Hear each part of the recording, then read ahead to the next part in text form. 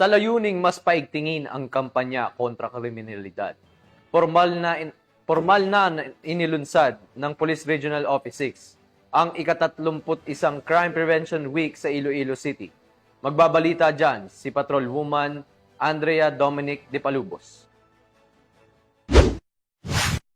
Sa layuning mapalakas ang kampanya kontra krimen, matagumpay na isinagawa ng Police Regional Office 6 ang kick-off ceremony ng ika-31 National Crime Prevention Week sa La Paz National High School, Iloilo City nito lamang ika-1 ng Setyembre taong kasalukuyan. Ang aktibidad ay dinaluhan ni Attorney Jerome B. Asuga, Regional Director ng NAPOLCOM Region 6, bilang tagapagsalita kung saan kanyang binigyang diin ang kahalagahan ng pagtutulungan ng komunidad, paaralan at kapulisan sa pagsusulong ng isang ligtas at mapayapang lipunan. Ibinida rin sa programa ang mga makabuluhang talakayan ukol sa Anti-Bullying Act, Safe Spaces Act at mga crime prevention tips na layuning imulat ang kabataan sa mga karapatan nila at mga hakbang para makaiwas sa krimen maging bilang biktima o salarin. Isinagawa rin ang 911 5-minute response policy simulation na nagpapakita ng kakayahan ng kapulisan na agad tumugon sa mga emerhensya.